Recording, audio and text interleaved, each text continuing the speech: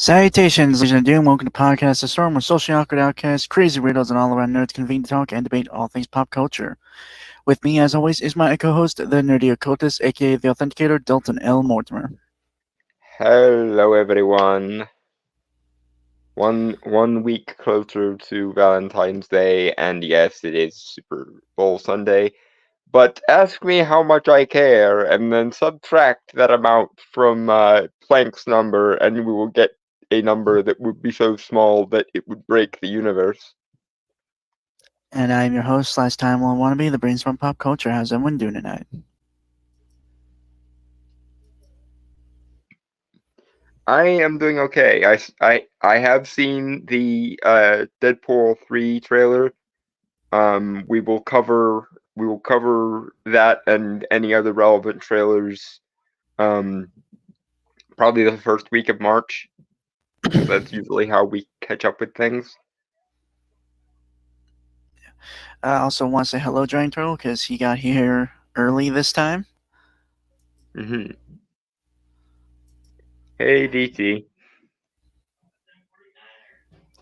Right, okay, the first article's loading right now. Kind of a short list of things to talk about this week, just because stuff we've covered before and we don't want to repeat it and stuff, obviously. Mm-hmm. Um, And mostly, I just forgot to find a third article because I was busy this week. So, oh well.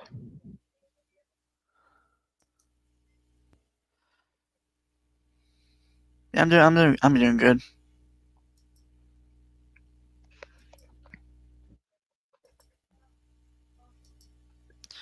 All right, so the first one is originally from History.com, I think.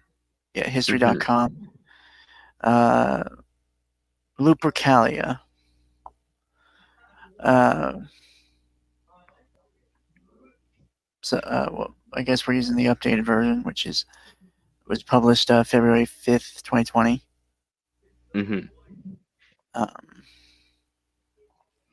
And apparently it was just written by History.com editors. Mm-hmm. Okay. Lupercalia was an ancient pagan festival held each year in Rome on February 15th. Although Valentine's Day shares its name with a martyred Christian saint, some historians believe the holiday is actually an offshoot of Lupercalia. Unlike Valentine's Day, however, Lupercalia was a bloody, violent, and sexually charged celebration awash with animal sacrifice, random matchmaking, and complete coupling in the hopes of warding off evil spirits and infertility. Sorry. I'm just gonna throw this in there because people always forget that the Veneralia also exists, but the Veneralia also exists and is a large influence on Valentine's Day being the festival of Venus, and often included references to her son Cupid, because, well, duh. Or, yeah. Moving on, though.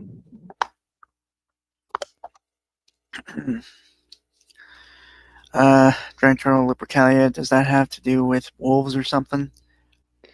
It's supposed to commemorate the myth of Romulus and Remus and how they were allegedly raised by a she-wolf. We're actually getting into that right now. Mm-hmm. Alright, yeah,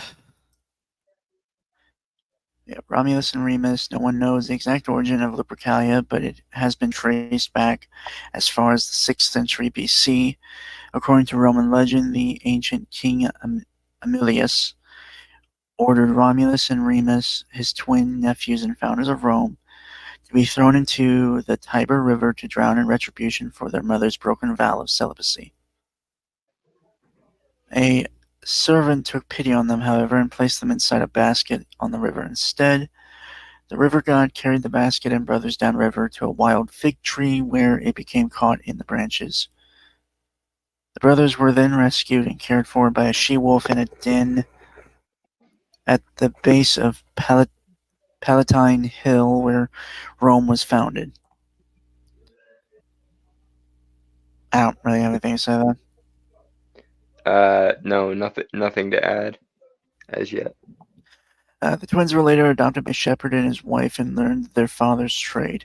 After killing the uncle who ordered their death, they found the cave den of the she-wolf who nurtured them and named it Lupercal.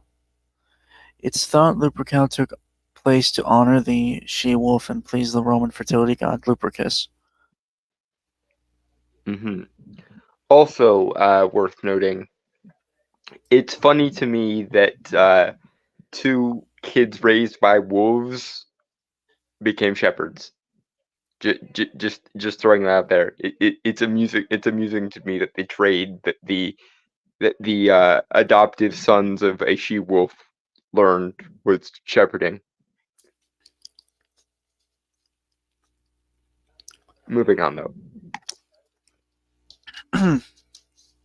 Yeah, okay. Ritual sacrifice. Lupercalia rituals took place in a few places.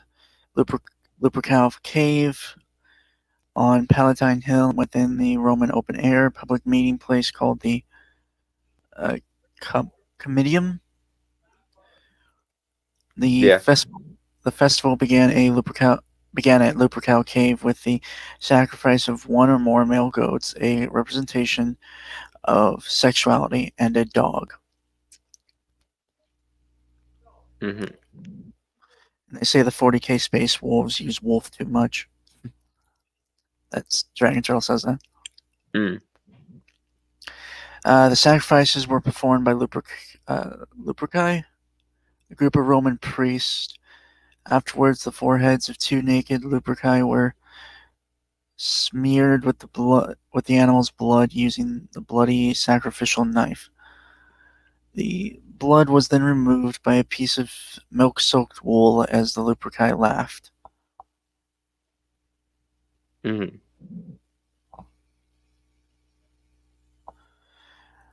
Feast of Lupercal. In ancient Rome, feasting began after the ritual sacrifice. When the Feast of Lupercal was over, the Luperci cut strips, also called thongs or fibura, I think, of goat hide from the newly sacrificed goats.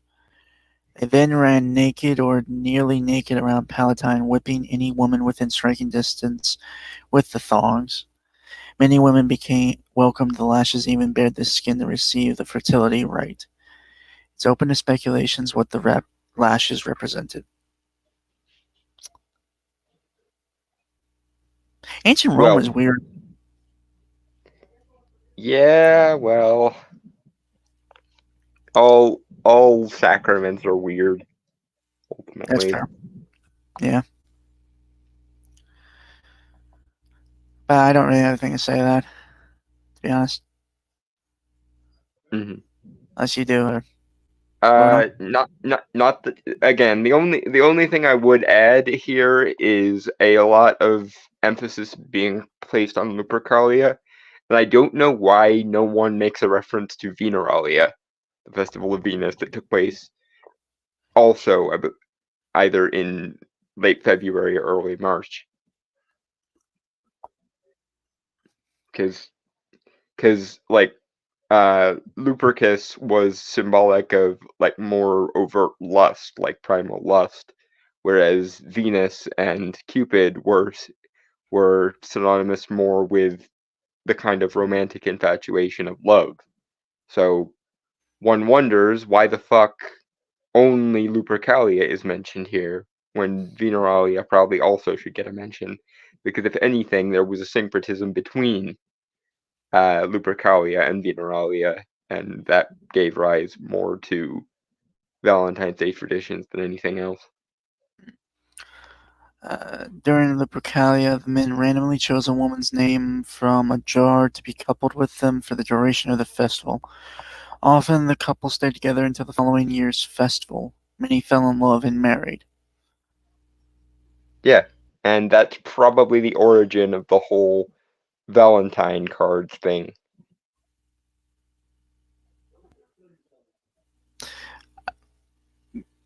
Yeah, that actually could. That seems interesting.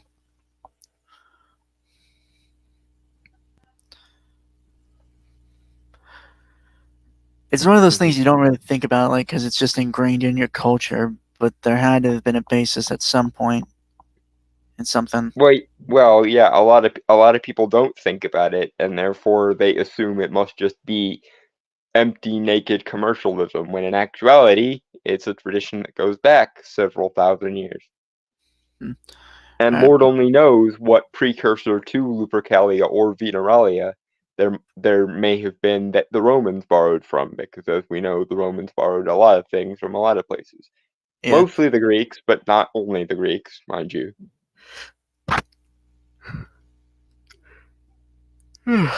Sorry. Over time, nakedness during Lupercalia lost popularity. The festival became more chaste, if still undignified, and women were whipped on their hands by fully clothed men. Hmm. I mean, times change, I guess. Yeah, I really don't have a stake in that, to be honest. Hmm. In Plutarch's Life of Julius Caesar, Caesar famously refuses a golden crown presented to him by Mark Antony during the Feast of Lupercalia. Yeah, and as we know, at least from Shakespeare's telling, that was probably a political stunt to make him seem more modest than he actually was.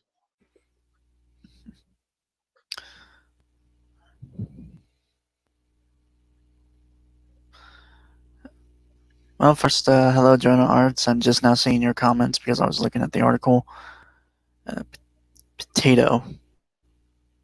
I, What? yeah, I don't know. Uh, okay.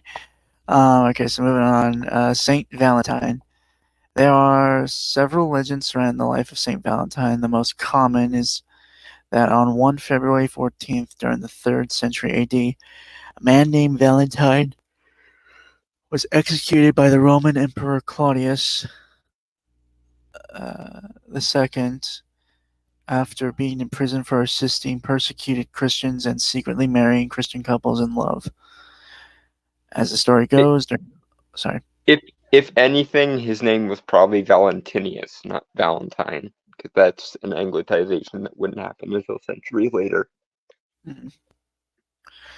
As the story goes, during Valentinius' imprisonment, he tried converting Claudius to Christianity.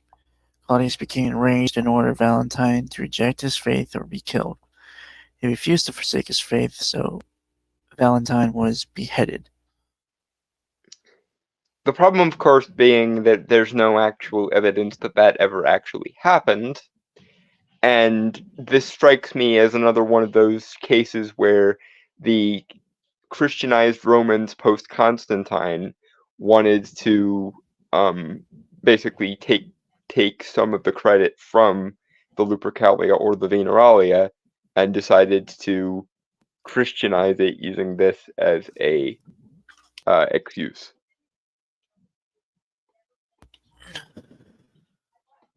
All right. Legend also tells of another story that happened during Valentine's imprisonment after he tutored a girl named Julia, the blind daughter of his jailer. The legend states God restored Julia's sight after she and Valentine prayed together. On the eve of his execution, Valentine supposedly penned a note to Julia and signed it from your Valentine. Uh, some historians believe more than one man named Valentine was executed by Claudius II Despite the ambiguity surrounding Valentine and his life, the Catholic Church declared him a saint and listed him in Roman martyrology as being martyred on February 14th.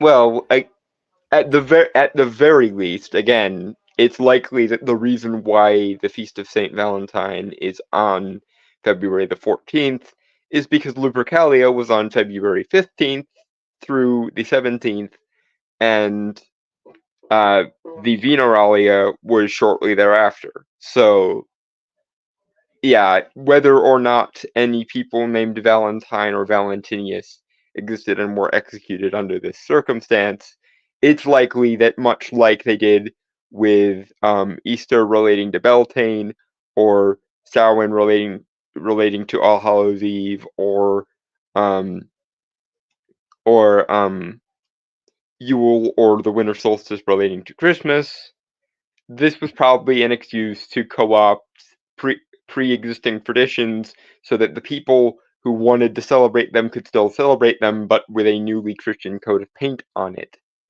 Also, yeah, Valentinius was a fairly common name back in the day, so it is likely that several people, quote unquote, named Valentine probably did die under Claudius, because Claudius was a bit of a torturous asshat, just like the tale of the two Saint Cyprians. It is probably simply because Cyprian was a rather common name back in the day, and so multiple people would have had the same name. Specifically, what I'm referring to is Cyprian of Carthage vis-a-vis Cyprian of Antioch, because there are allegedly two quote-unquote Saint Cyprians in the ecclesiastical register, one of whom was from Carthage and one of whom was from Antioch. The one I know the most about is Cyprian of Antioch, because he was allegedly an ex-sorcerer, because apparently someone tried to pay him to put spells on a woman, and she used her faith in Christian symbolism to cancel out the spells, and it basically incentivized Cyprian to convert to Christianity, which is interesting because then they eventually did get married, and both he and Justina were sainted for it, but that's neither here nor there. Moving on. Origin of Valentine's Day.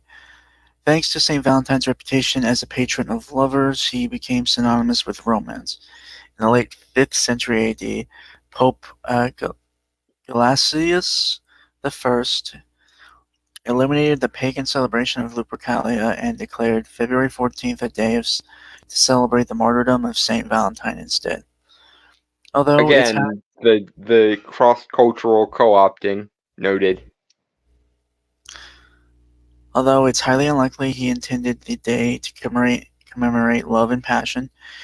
In fact, some modern biblical scholars warn Christians not to celebrate Valentine's Day at all, since it's thought to be based on pagan rituals.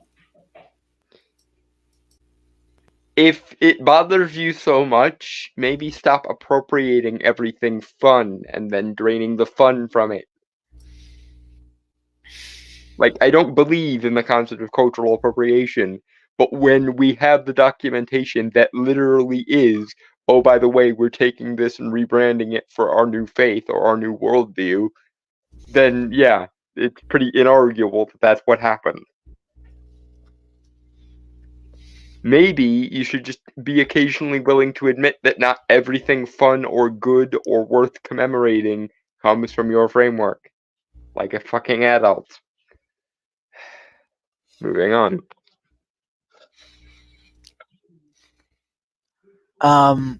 It's true Valentine's Day uses some of Lupercalia's symbols, intentionally or not, such as the color red, which represented a blood sacrifice during Lupercalia, and the color white, which signified the milk used to wipe the blood clean and represents new life and procreation. Red and white have always been nearly universal symbols of passion and purity, respectively. So, while that's probably true, let's not represent the belief of the Romans because they viewed them as symbols of passion and purity, respectively, just like we do. Because no matter how much you want to stymie certain things will come creeping back because they're supposed to fucking be there. Like many ancient traditions, there's a lot of haziness surrounding the origins and rituals of Lupercalia and how they influence Valentine's Day. Lupercalia is no longer a mainstream public celebration for obvious reasons, but some non-Christians still recognize the ancient event on February 14th instead of Valentine's Day and celebrate in private. Okay? I call that a little bit over pedantic because my thinking with regards to this is the same as my thinking with regards to Halloween and Christmas.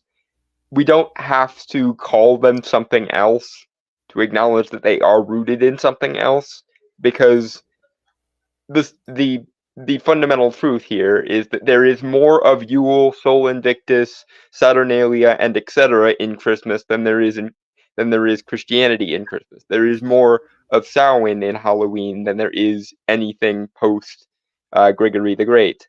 There is more Lupercalia or Veneralia in Valentine's Day than there is Saint Valentine. And the reason is not because paganism is better than Christianity or some bullshit. It's because these traditions go back to before there even was such a thing as religion. And so naturally, there's going to be a level of human universality about them. And because some of these rituals relate to actual practical forces of nature, you can't just banish them from the public record. They will come back because they're supposed to be there. It's part of the flow of the cycles of the year, etc. Moving on. Right. Yeah. Next article is from the Medium. Medium.com.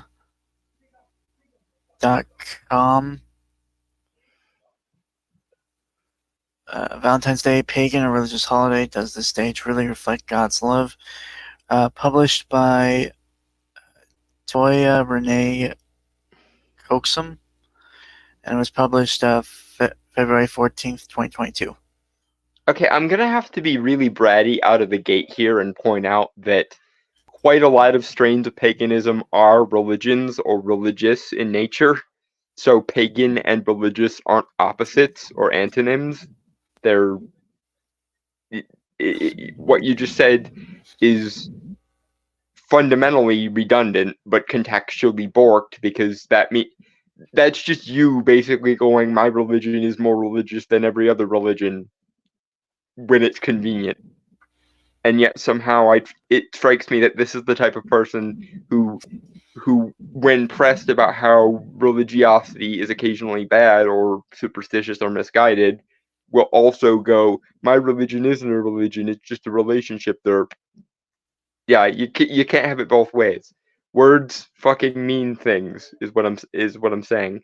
And paganism or various strains of paganism are at least somewhat religious in nature. So religious religious doesn't just mean of the Abrahamic religions, by the way. There are many, many, many religions, and only 3 or arguably 4 if you throw in Zoroastrianism have anything to do with the Abrahamic deity. Moving on.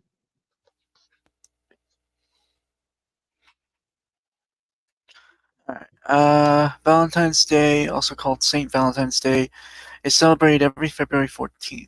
Valentine's Day is when people celebrate love and romance by giving their partners, family members, and friends gifts. They celebrate with roses, candy, romantic dinners, etc. But what is the history behind this day?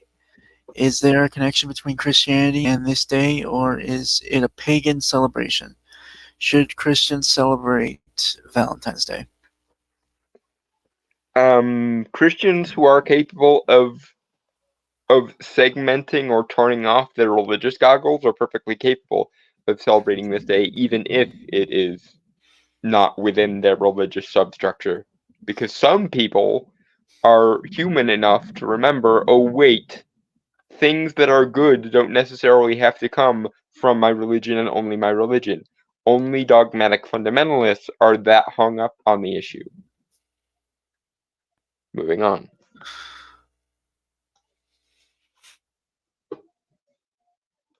I see what you're doing, Jonah Arts.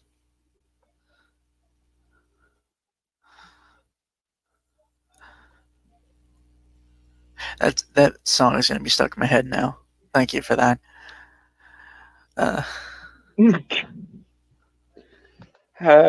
Jonah. Okay.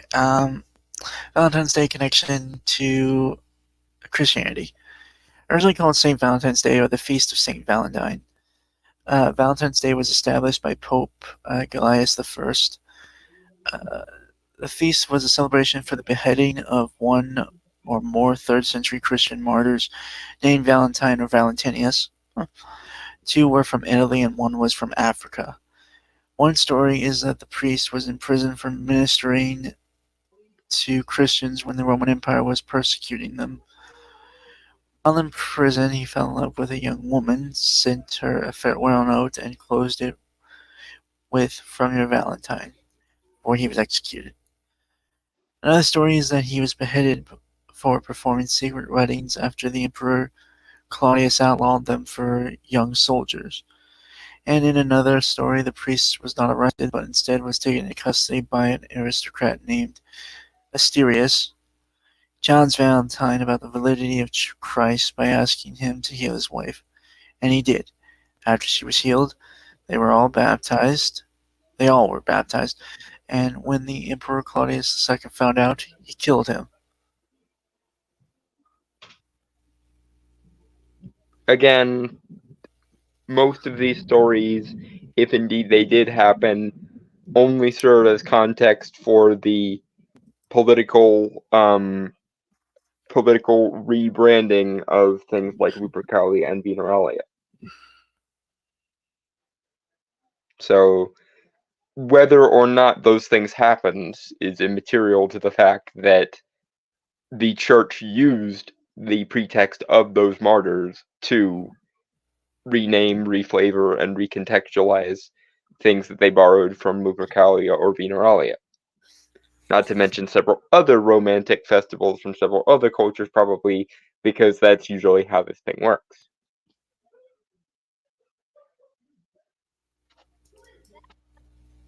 Moving on.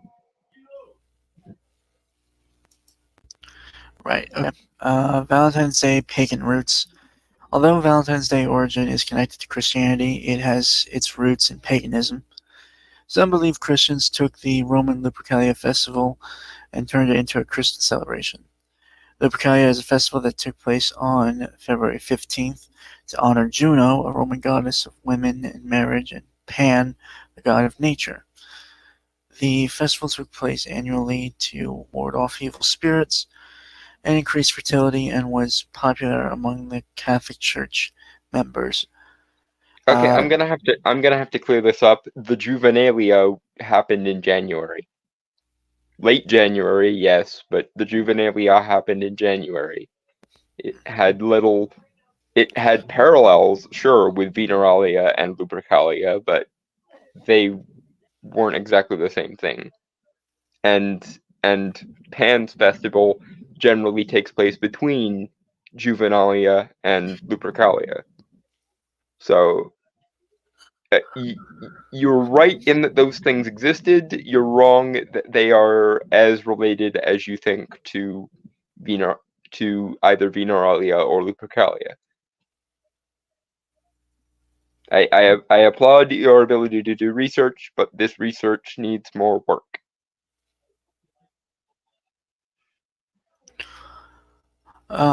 There are many different stories about the festival's details, but they are all pretty gory.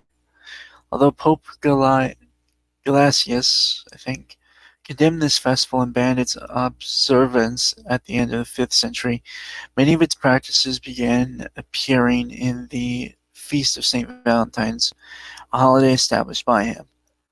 The day's focus changed when when the people wishing to marry. Oh shit! Sorry.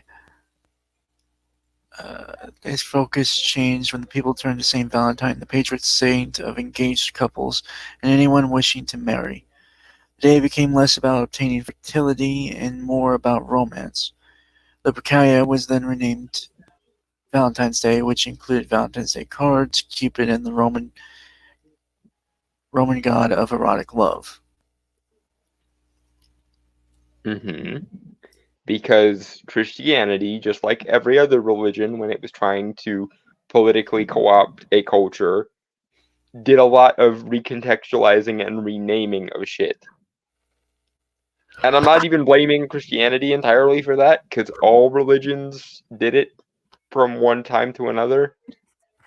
In fact, there's some evidence to suggest that the reason why most polytheistic traditions have generations to their deities is because the more quote unquote primal deities were the ones that were worshipped first, and that as time went on, more humane gods took the fore.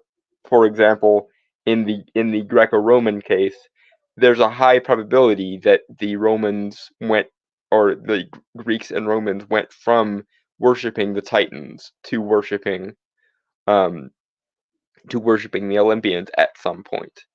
It's easier, however, to make those kind of transitions within a polytheistic framework because you don't have to retroactively overtly demonize things. There's still at least a little bit of demonization. Look at the way the Greeks viewed the Titans, and look at the way the Norse viewed the Jotunar, for example, where a similar thing is likely to have happened. But in Christianity explicitly, you either have to relabel the deities that you're co-opting, like turning them into saints, intermediary spirits, angels, or fairies, or you have to overtly demonize them.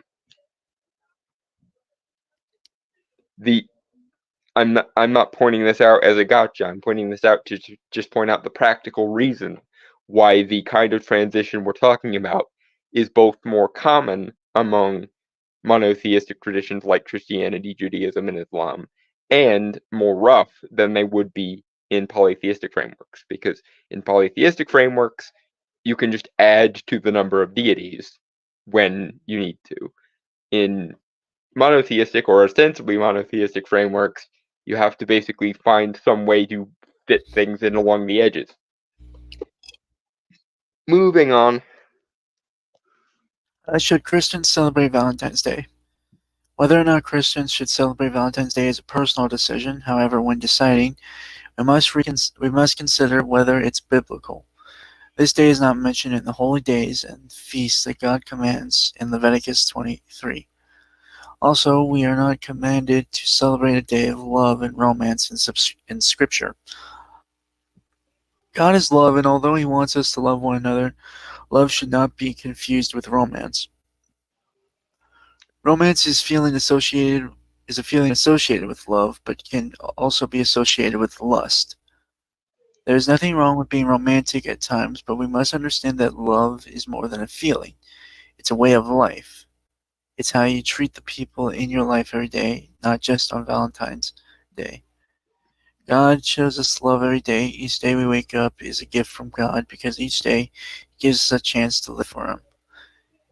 His love never ceases. They are new every morning. Lamentations 3 verses 22 to 23. Not only does God give us each day to celebrate His goodness, but each day we are given is an opportunity to show others the same love and kindness that He shows us. Then I would advise you that it is not either loving nor kind to be so prudish and prevent people from expressing romantic feelings should they want to. And even if they choose to express those romantic feelings in a either secular or pluralistic context. Thank you. Because again, here's the thing. Religion is a personal choice, and I don't particularly give a shit so long as it's not actually hurting anyone.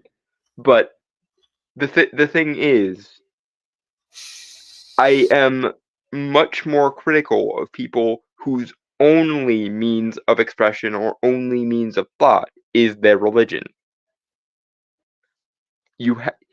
it is very myopic, very prudish, very censorious, very cynical, and very childish to focus in only on your religion.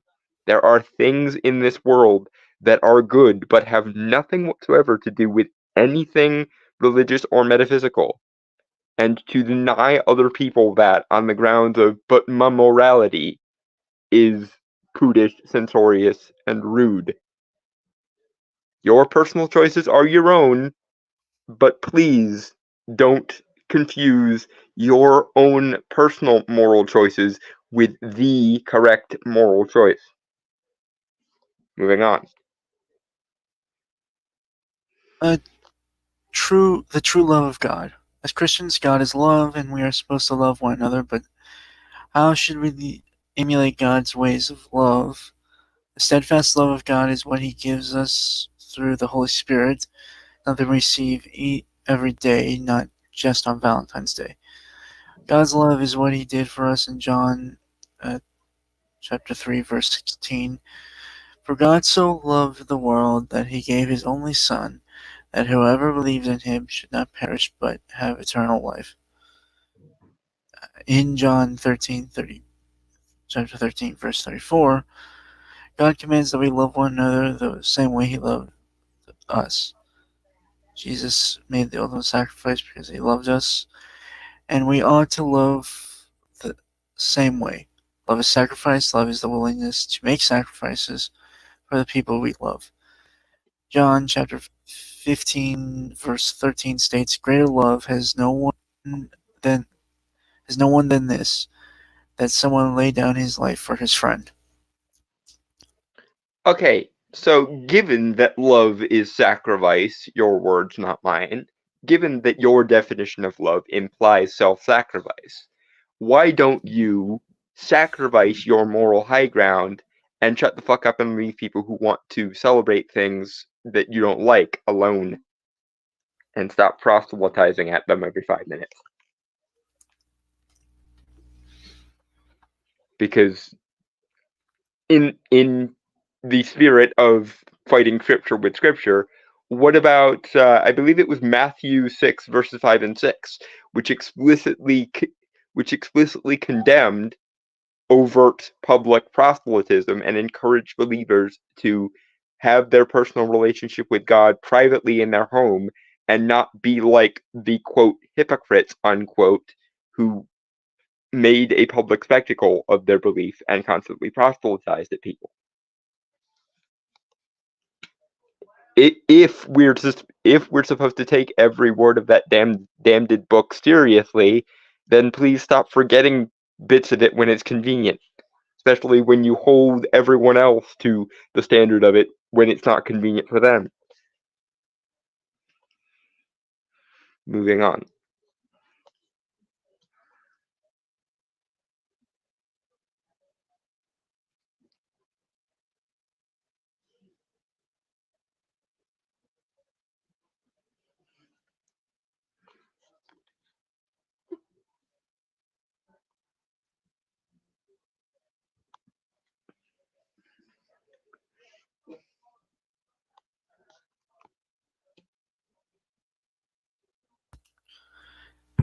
Sorry, I had to disappear real quick. I'm back. Hmm. So yeah, moving on. We're gonna be doing our top 5 list for toxic couples in descending order this time because I fucked up last week. Yeah, very confusing was that, but we have sorted things out this week. Yeah. All right, give me 1 second. Get the images up.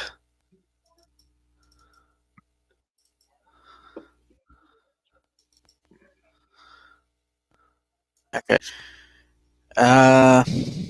Heads or tails? Heads. All right, you go first then. Okay. It's always you. I don't get that. I don't. Just for the records, on my honor, I do not cheat. It's not important enough for me to hex the coin every time. and Right. nor would it be energy efficient considering you're all the way in Indiana and I'm sitting here in PA. So Yeah. All right, you're number 5. yeah, my number 5 toxic couple is Gwen and Kevin because honestly, they don't really work together in terms of personality. Whatever romantic aspects to their relationship there are seem to be there simply because the writers wanted there to be a romantic couple on the main team, and of course we couldn't have Ben and Gwen being involved because they're cousins. But the thing that really clenches it for me are two things. One, Kevin is almost always dismissive of Gwen's studies of magic, even when he's also relying on them to heal him, like when he had the mutation disease the second time. Um, and furthermore, there is and I'm gonna sound like a goddamn eugenicist when I say this, but there is the simple fact that they are genetically incompatible.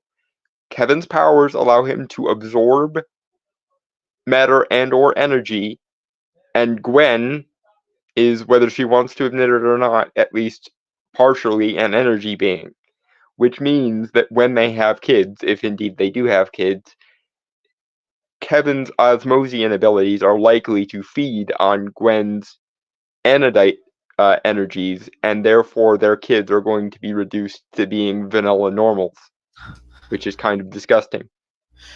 Though, compared to others on the list we have, they aren't as bad.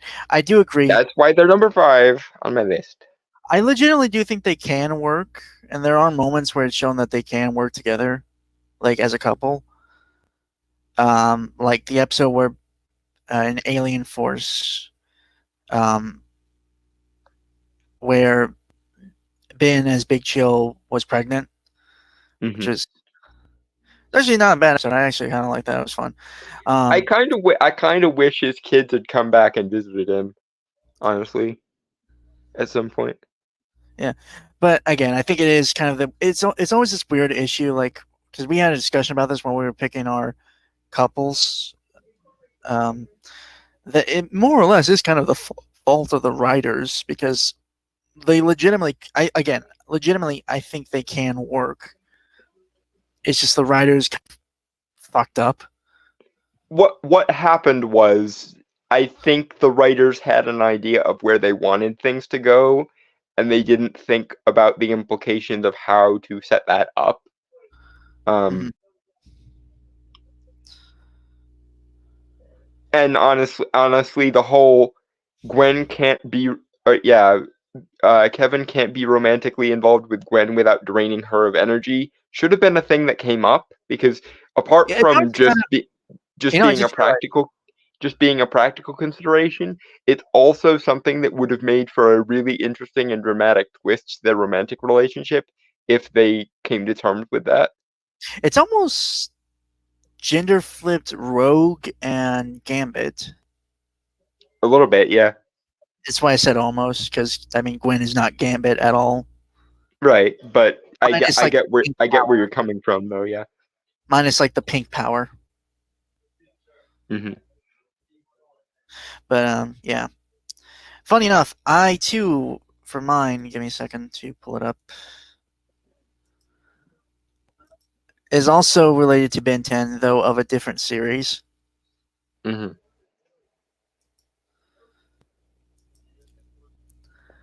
My number 5 is it okay? There we is it there we go. Ben and Kai from Ben 10 Omniverse. For the record, don't have a real problem with Omniverse. I admit it does have its issues in writing and stuff. I think it has ideas that could work and be interesting. Um,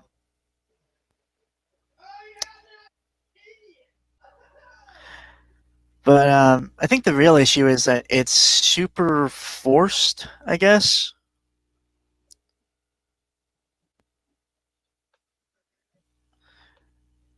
Um, and again, like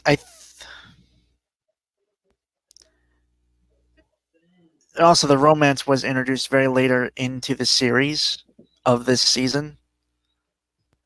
Hmm. Yeah, was that someone shouting in the background? Not that I was aware of. Why? I think it was coming from your end. To be fully honest. My family is watching the Super Bowl in the other room, so Yeah, that that makes would sense. probably be Yeah. why. Yeah, she's that girl Ben had a crush on. Giant Turtle was asking who Kai was. Yeah. Again, it's weird because I think they can work. They There was chemistry there for their scenes, but again, it just felt very needlessly forced. Especially because they had to force the plot point of Julie and Ben breaking up for Kai to show up, basically. Which, Oh, again, I'm gonna be fully honest. Yeah, I agree. Omniverse was not the greatest. I have made my seething dislike of Omniverse and refusal to acknowledge it as canon most of the time Okay, well, I'm in quite this interesting apparent. point. Is just, I've seen all the Ben 10 series as they came out when I was growing up. Hmm. So, and I've given it a lot of thought. And You again, must have it's been very young when the first one came out then. yeah, it was like late 2000s. I would have been in. God, yeah, no, it would have been a while. Yeah, Giant Turtle. Again, it's a whole thing. Uh, but again, the issue really, again, it's weird because like the major issues that kind of stem from both like Kevin and Gwen, though with them it was kind of built up a lot better. I would say it was at least more natural. I think. Hmm. But with Ben and Kai, it's this weird thing of like, for one thing, Omniverse was going on for a while, and she was introduced like third season of Omniverse, close to the end of the series, and again, it was just Girlfriend ex machina. yeah, it was just really forcing it. You Um, know who also would have been a good choice for Ben's love interest if they really didn't want to go with Julie? The girl from Alien Swarm, the Asian chick who had the thing with the alien chips. they brought her back in Ultimate Alien, and she was an I evil. I know they did. Yeah. Um, That's I was why I was thinking of it because it was like, wait, if they really need Ben's love interest to be Asian so that Kenny works.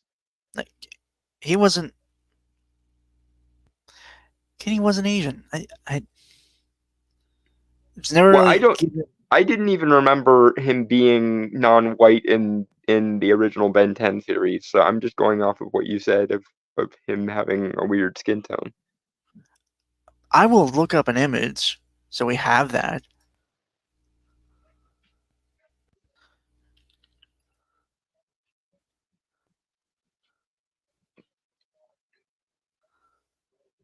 But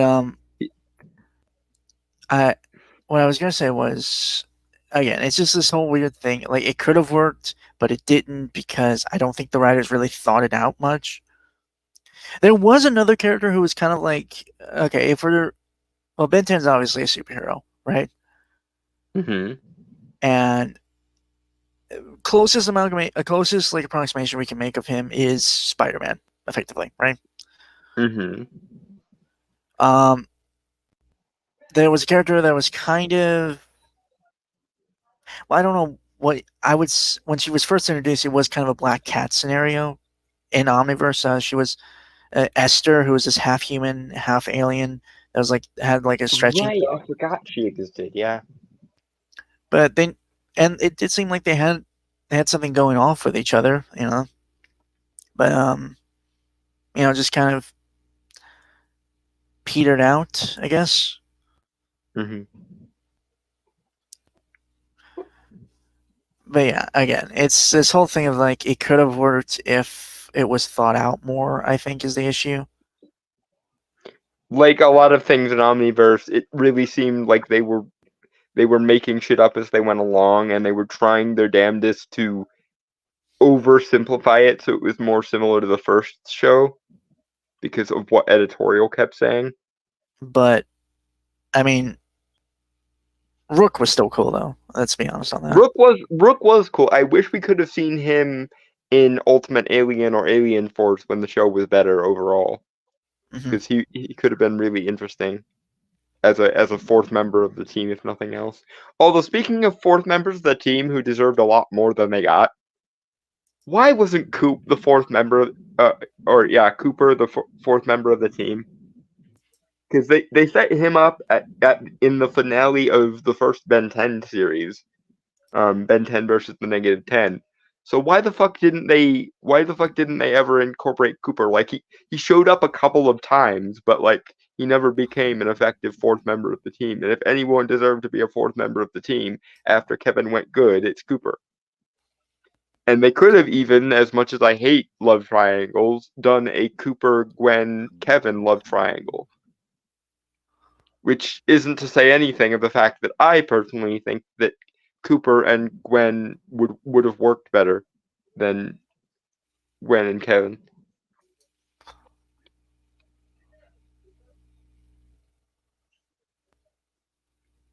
Anyway, your number 5, sir.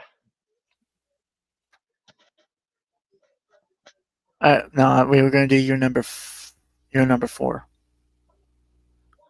Oh wait, right, because that was your number 5. Never mind. Duh. Well, also I found an image of Ken. Okay. Just so we can. Because I remember the episode that introduced him. It was one of the Flash Forward episodes, but I don't remember what he looked like apart from resembling Ben a lot. So we were kind of both wrong, because I thought his skin was a little darker.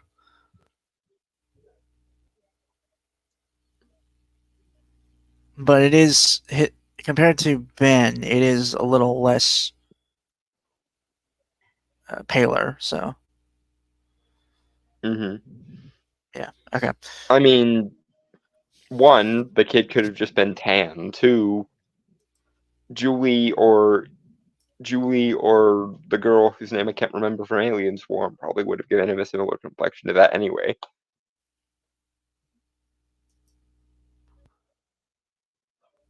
But add that to the many, many things that Omniverse did not do right because it was so busy being all deconstructive and shite. Legend of Korra and Ben 10 Omniverse are, in my opinion, like the patient zeros for social justice writing.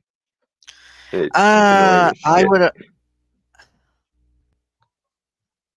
I mean, Ben 10 didn't really have any social justice. Like the Omniverse one didn't have any social justice stuff.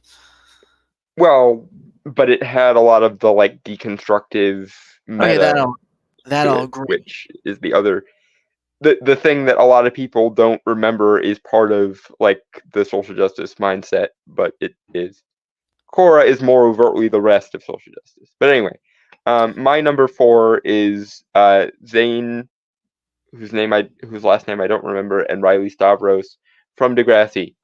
The problem is that Zane is an annoying little bitch and criticizes Riley for literally goddamn everything he does. No matter what Riley is doing, either the writing will contrive it so that it's the wrong thing for him to be doing, and Zane becomes in the right for criticizing him, or Zane will just criticize him for it anyway, even if Riley is trying to do something that Zane previously asked him to do.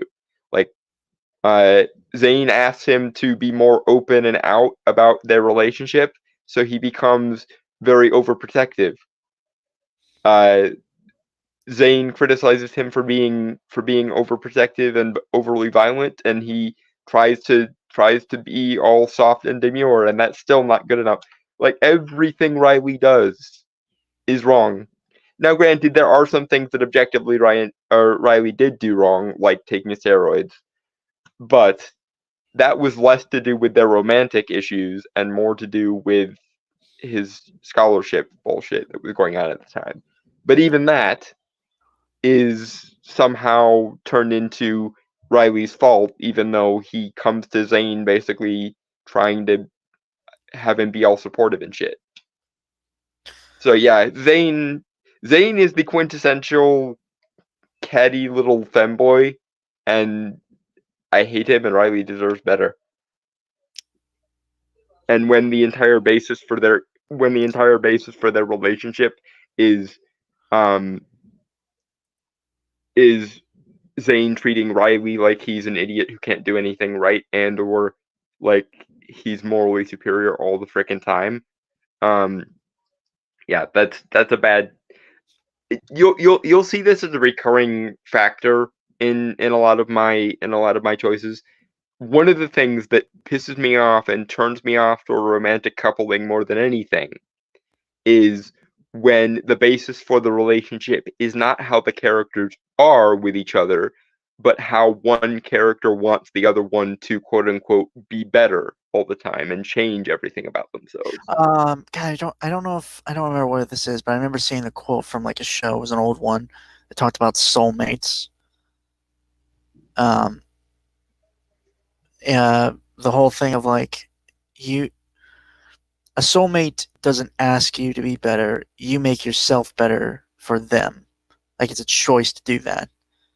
And that, and my sort of take on it is, and I don't remember where I heard this quote or this phrase, but um, something to the effect of, if all you can think of is ways to change a person, you're not in love with them, you're in love with the idea of them. And Right. that is one of my ultimate pet peeves with romantic storytelling or with romance in general. When the entire basis for the relationship is one partner wanting the other to change for them and be a better version of themselves. That means that you're not in love with how they are now. You're in love with who they But could be in theory, and that's not a good okay, basis for a relationship.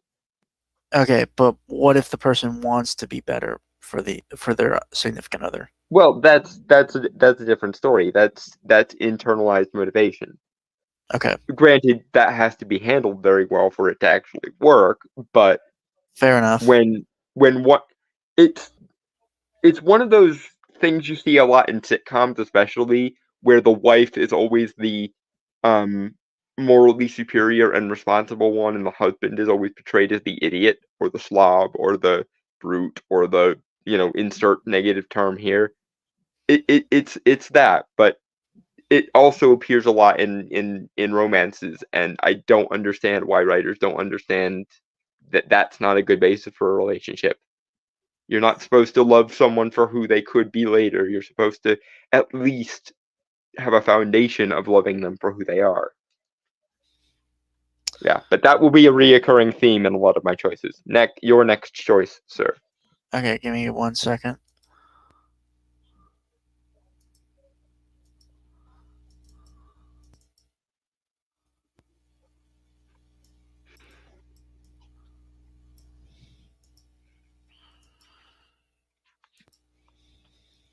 For any Arrowverse fans out here, you'll know which.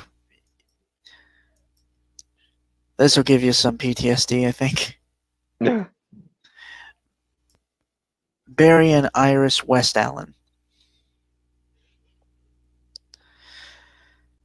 Specifically, obviously CW version, because if I remember correctly, in like the comics and other adaptations, they're actually pretty well together.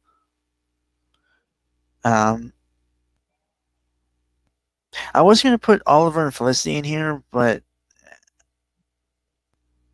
uh,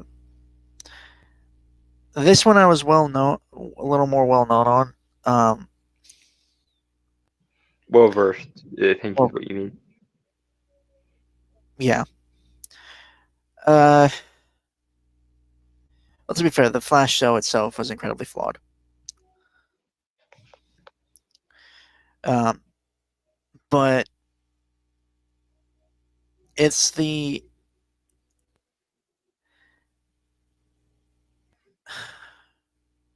how do I say this? I'm trying to figure out the right words here.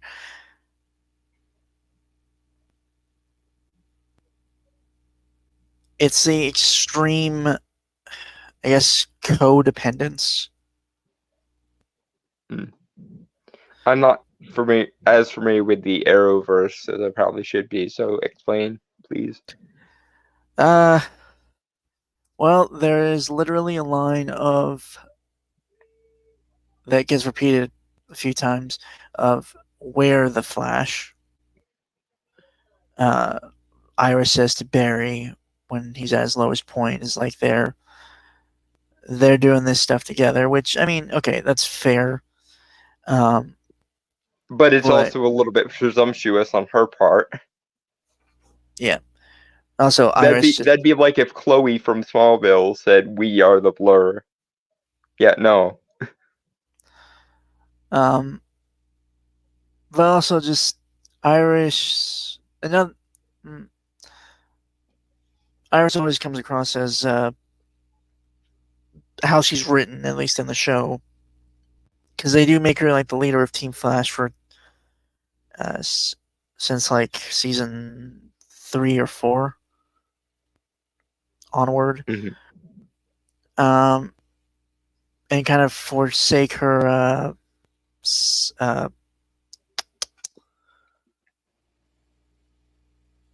her reporter job Mm-hmm. a lot and make her kind of like the action star and deal. Mm-hmm. Not to mention a lot of the. Was also the thing that like a lot of people brought up is like they're basically like brother and sister because Barry was raised in Iris's family, so there's that weird pseudo incestuous thing with them. The adoptive brother and sister wind up boinking scenario. Yeah. I don't exactly have a problem with that, but I can see why it would not be a good basis for a relationship, especially if there's that much else in there. But also, they also just seem like always having problems. Even though they're supposed to be the couple for like Arrowverse. And they're just, I don't know, like, again, it really boils down to the writing of the characters because they never really seem to develop or change much. Or if they do, they kind of revert back to basically they have to have the same arcs over and over again. Again, that is more so a fault on the writers than the characters themselves, but I think the point still stands. Mm-hmm.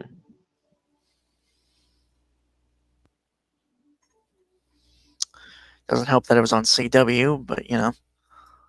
Yeah. It's sad that 20 or some odd years later, Smallville is still the best superhero show they ever released.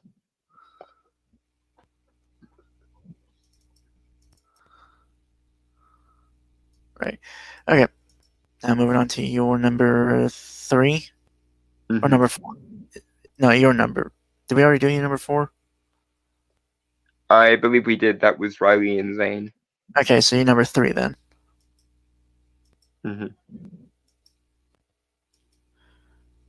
Surprise, surprise! It is not a gay couple.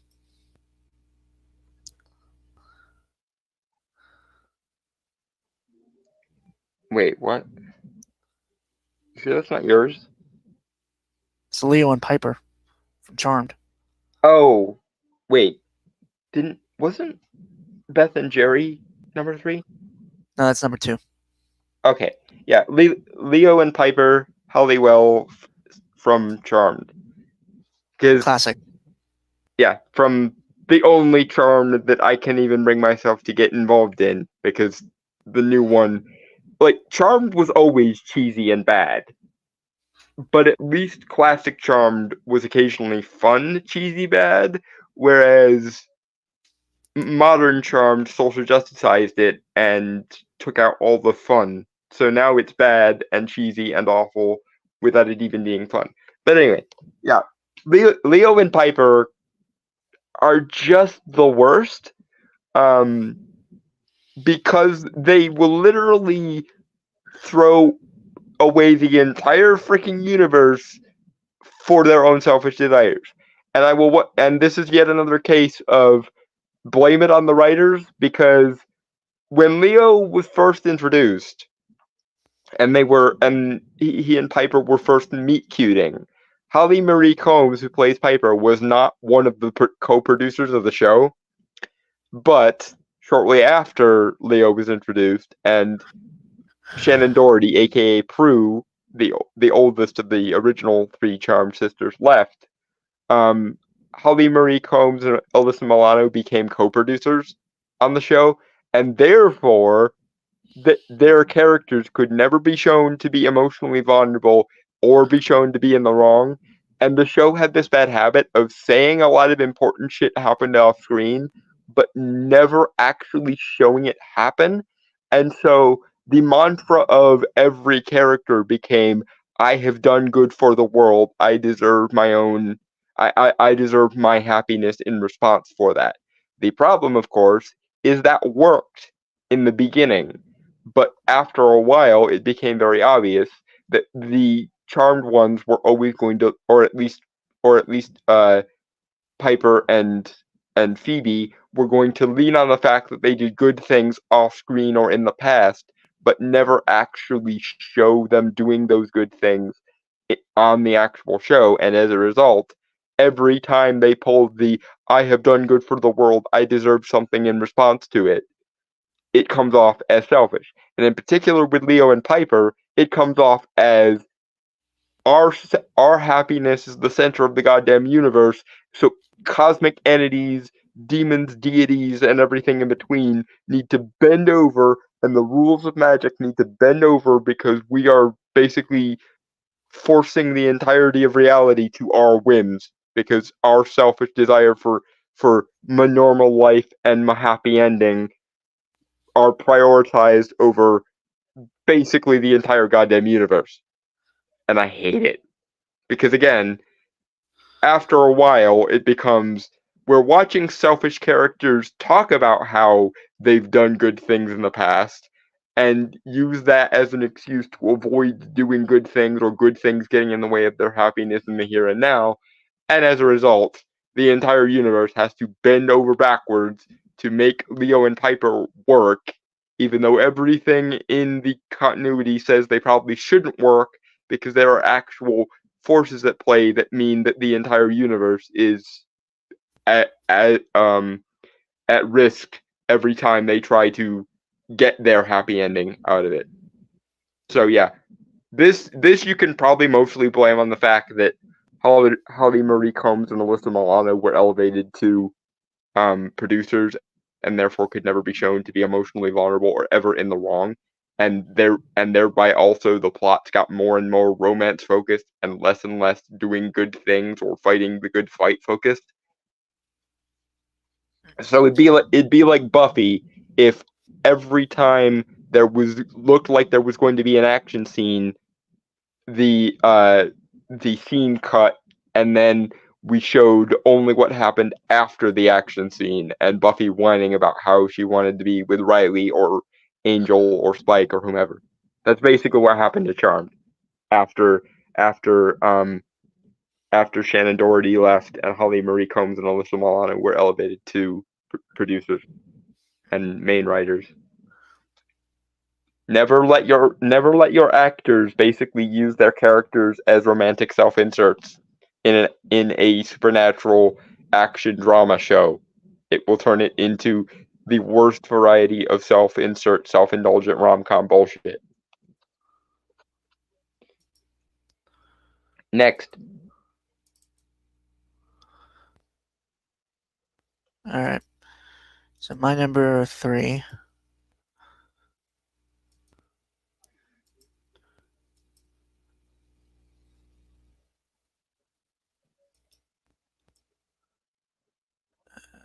There we go. Beck and Jade, Beck and Jade from Victorious, Nickelodeon show. Hmm. I don't know. Have you seen that show? I have. I remember these guys quite well because Jade was actually one of my favorite characters. Oh yeah, no, she was cool. I didn't watch Victorious quite as thoroughly as I watched Drake and Josh or Zoe 101 or even iCarly, but I I think still that did was watch it occasionally. it was The coming out one around. the episode I remember the most is where it's really, really hot and they're stuck on the bus. Meanwhile, I think it was Kat Yep, ended up having the time of her life with the really, really hot guys. you wish you were her, don't you? Yes, I do. Shut up. Okay, but they're cool characters. The issue with them being together though is they never seem happy, like truly with each other. And there are many times where they've broken up in the show and gotten back together. And Oh, is it one of those cases where bickering must mean we love each other?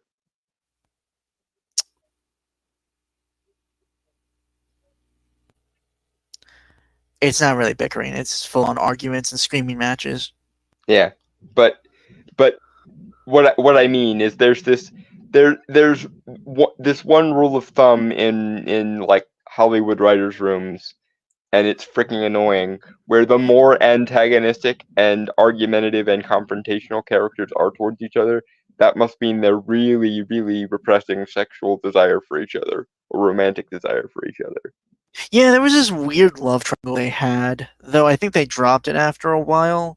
Trying to our last, weren't they trying to ship him with the main girl? Kinda. In fairness, I think Beck and Jade work better than Beck and Tori would have. Yeah. Uh, but to be fair, the whole bickering thing that can work if there's also shown moments of genuine care and love.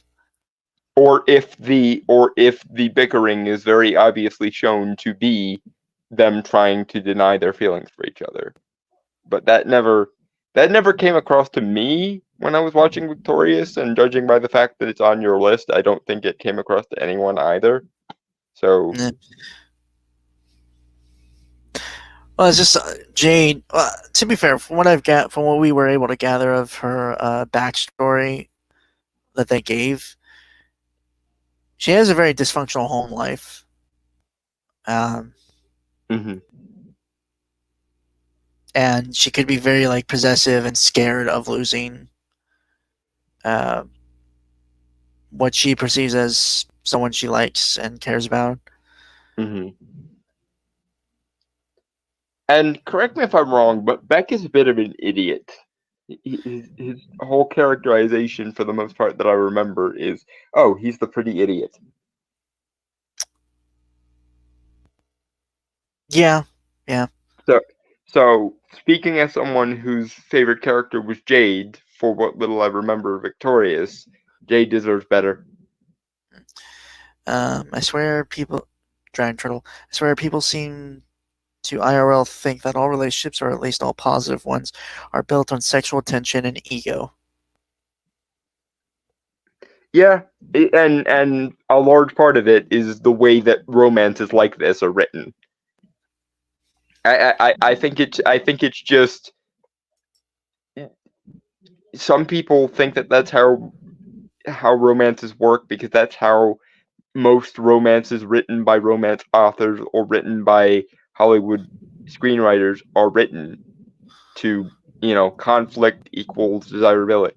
Like, and it never works because here's the thing. Here's the number one thing that I've noticed with regards to romance writers and why 9 times out of 10 all romance related subplots within shows fail. It's because the writers are more interested in writing the unresolved sexual tension and the chase and the will they won't they, then they are actually interested in writing the, okay, now that they have each other, what does happily ever after look like for them? They don't know how to write an actual stable relationship. They either have to introduce some betrayal motive to the relationship, or they have to just generically give them a child and then basically almost write them off screen half the time. They don't know how to write happily involved, happily married, happily in a relationship people. They know how to write will they won't theys. They know how to write unresolved sexual tension. They know how to write like enemies to lovers. They don't know how to deal with a romantic subplot that's been resolved and now must resolve in a happy relationship. They don't know how wholesome or actually put well together relationships work. I think the last time I actually saw a romance subplot actually work in a show was Alice and Quentin in The Magicians. But that's because The Magicians is a better written show than 90% of all shows in the last decade or so. Okay. To be fair, I prefer that to their entire personality becomes person and relationship thing. That's fair. Right, but I must ask the question: do all of these writers in Hollywood or in the romance novel industry have that much of an issue with maintaining a relationship? They just don't have that much. It seems very much like they don't know how to write a happily committed relationship because they have never experienced a happily committed relationship. Alright. Or they get so hung up on the thrill of the chase that they get bored as soon as they actually have acquired someone. Alright. And number 2? My number 2.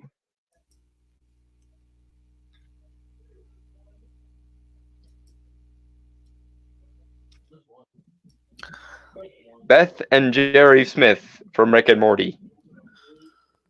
I have made no secret of the fact that I kind of hate both Rick and Jerry for completely opposite and supplement and complementary reasons to each other. But the thing with Beth and Jerry, as far as their relationship goes, is they have the strongest tendency of any characters I've ever seen to bring out the worst in each other to the point that both characters significantly improved when they were separated or divorced. Like they both went through constructive character growth and character arcs when they were divorced, and immediately began to backslide as soon as they got back together. Jerry is insufferable in his own right.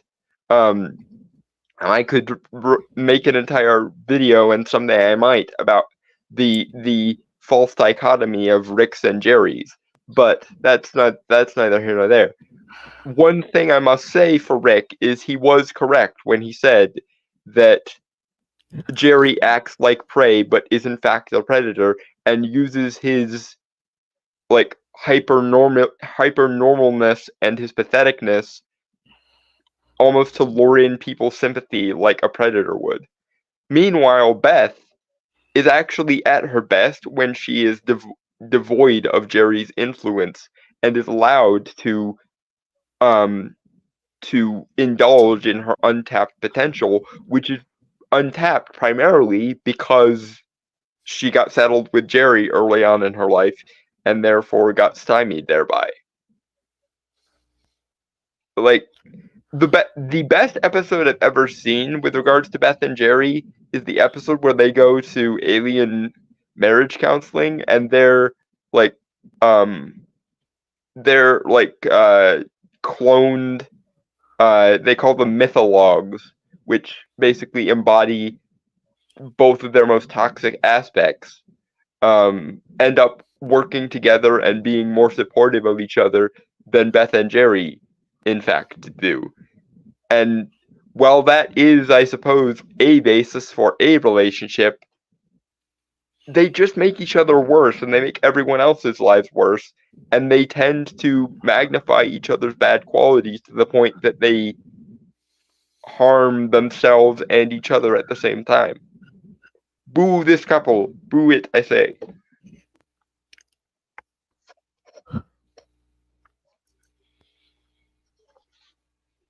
I don't really say it's pretty accurate what you said.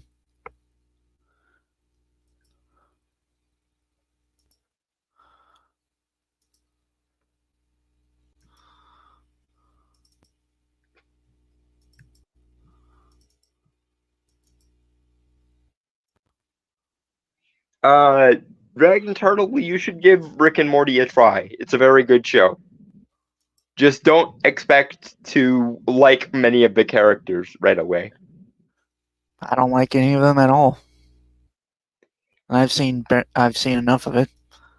I like them in the sense that I relate to them in a lot of ways, but I also often end up beating my head against a wall because, as I've often said, Jerry is the embodiment of everything wrong with the normiest of the normies, but Rick is actually everything wrong with exceptional people.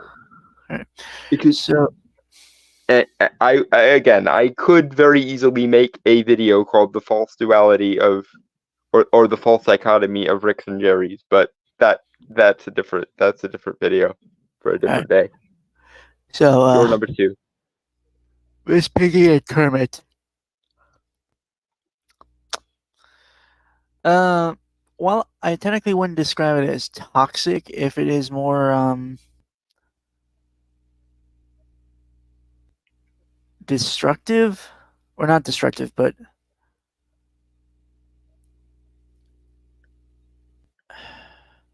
how to describe it? God, that is. I've never given much thought. I know they weren't technically perfect for each other, but um,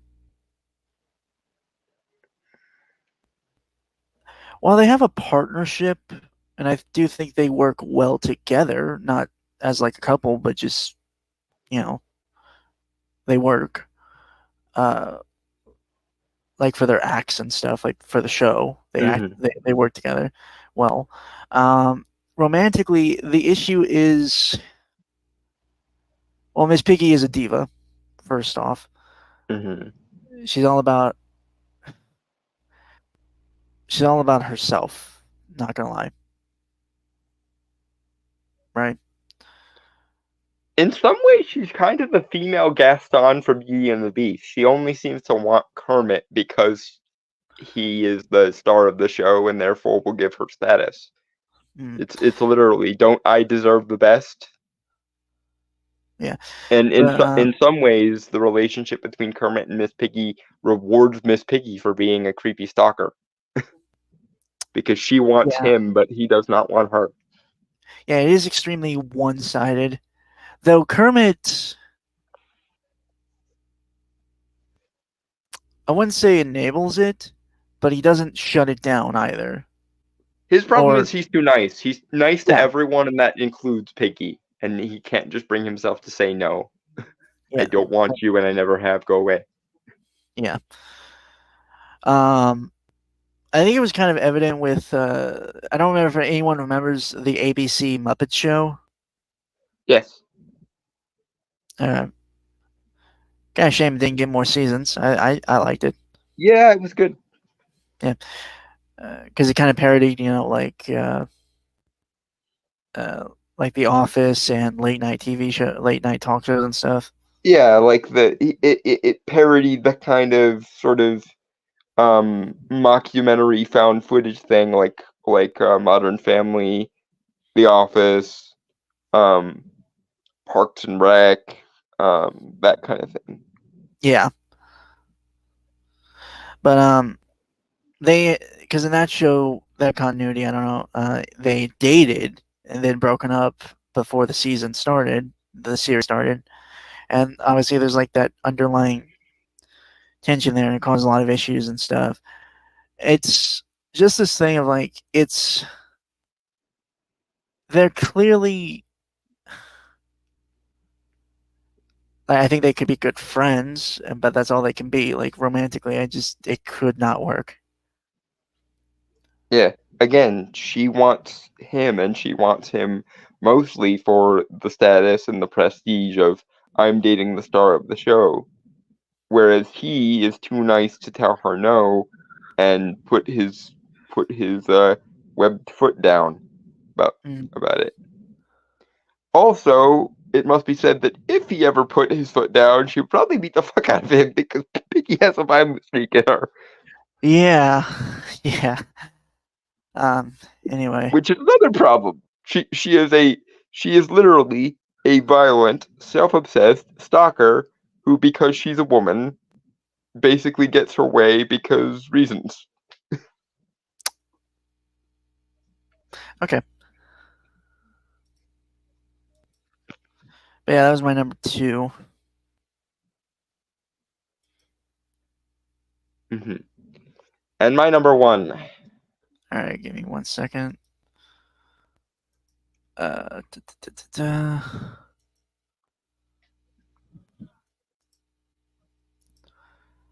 Shocker to not a shocker to anyone who knows Dalton very personally.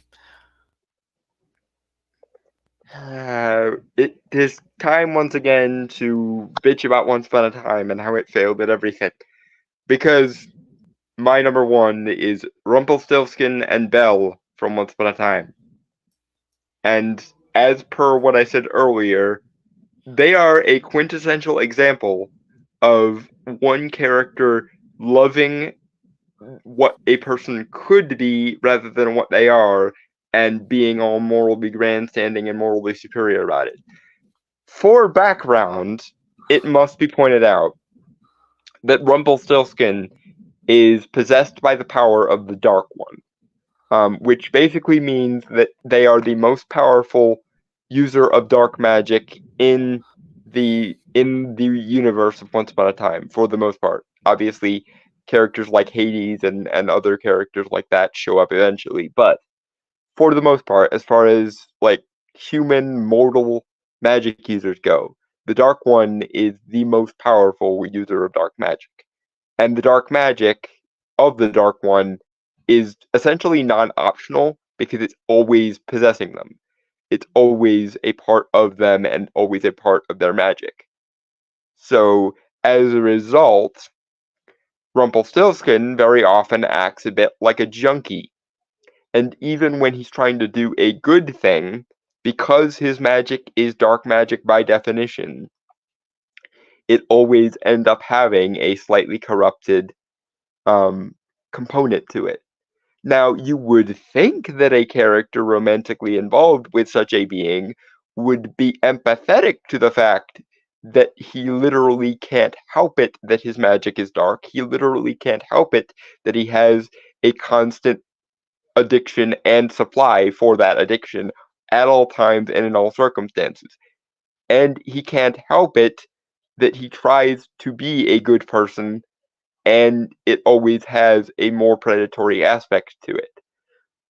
Now, mind you, and this is the other thing you have to understand about the Dark One and the powers thereof are linked to a mystical dagger which was made from a chunk of Excalibur. Don't ask, it's overcomplicated and stupid.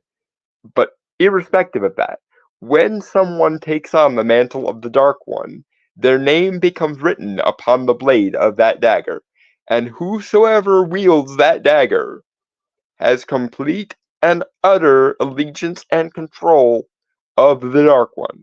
They are literally incapable of refusing the commands or desires of the person wielding that dagger.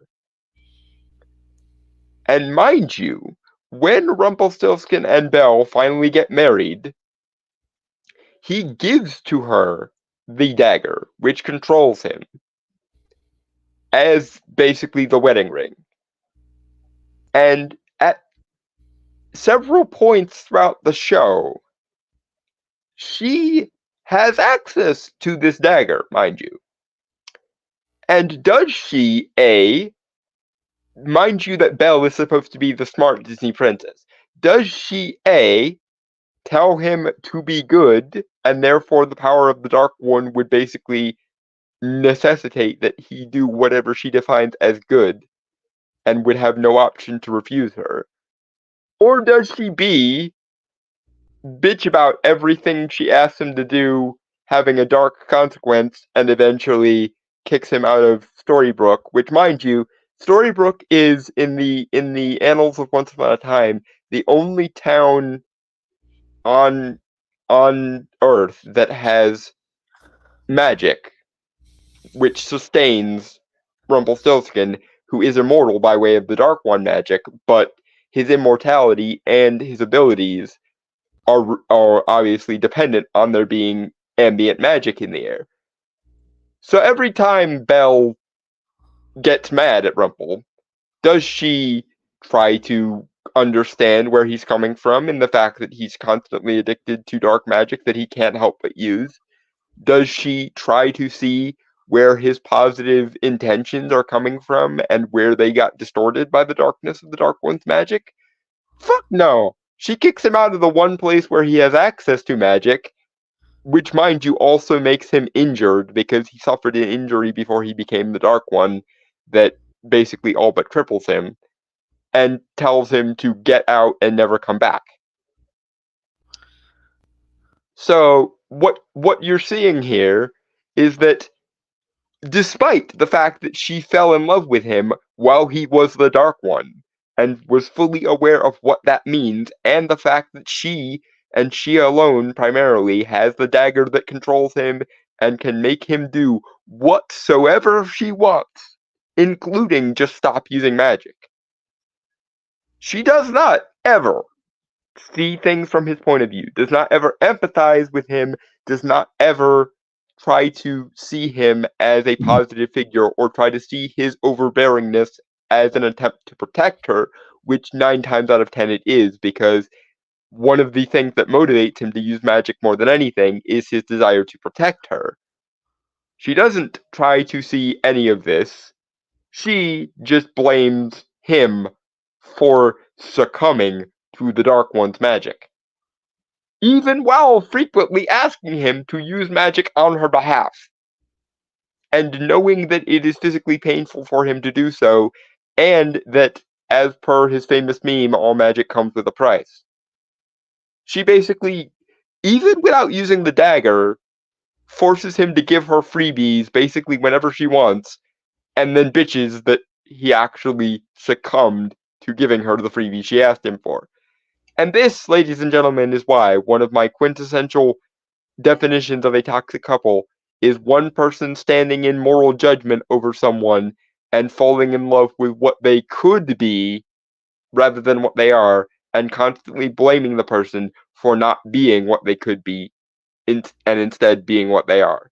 Belle is an absolute bitch, and she and Rumpelstiltskin do not belong together because Belle is so obsessed with her moral purity and her attempt to purify Rumpelstiltskin into a better man that she cannot have any empathy whatsoever for the person he actually is, or even when he's trying his best to please her.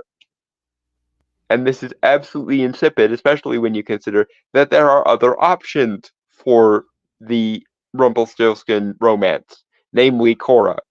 Cora is basically the opposite of Belle, and she and Rumple were awesome together. They should have stayed together, and Belle should have gotten fucked because they did nothing but try to overhumanize Rumpelstiltskin and remove any balls or badassery from his character every time she showed up. So yeah, she and Rumpelstiltskin are the worst couple on my list. They are awful. They should have never been together, and the only reason they are together is because the writers kept insisting on telling a Beauty and the Beast style story, but never actually considered the characters, their abilities, or their motivations. Much like everything else that they did wrong in Once Upon a Time, because they could not follow through on an interesting idea they had to save their lives. Moving on. Right.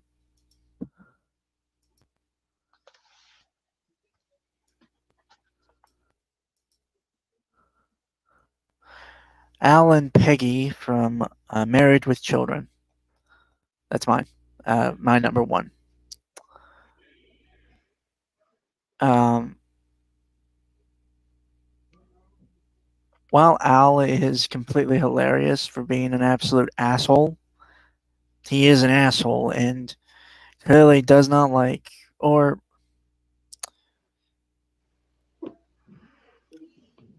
the argument can be made that he doesn't generally like his wife.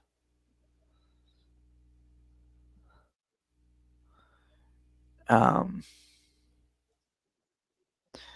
and from what I remember of Peg, she is very aloof and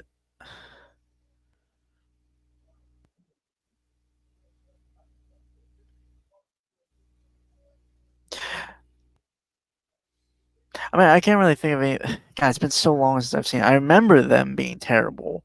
I just can't remember the examples and reasons. Correct me if I'm wrong, but they make each other miserable, and yet neither of them does anything about being miserable. Does that belong in the chart of it? Think so, yeah. I'll be honest, I couldn't think of like a really bad one that was personally connected to me because again, I don't really pay attention to like terrible romances. Are there any badly written romances in Ruby you could have gone with, out of curiosity? Because I I know Ruby is for you basically the way Once Upon a Time is for me. Well, if there is, I have no idea